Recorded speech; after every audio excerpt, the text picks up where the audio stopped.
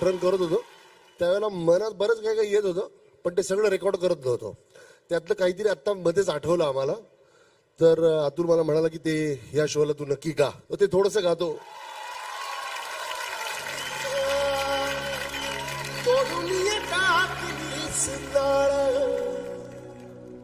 कपाळी लिवल नाही,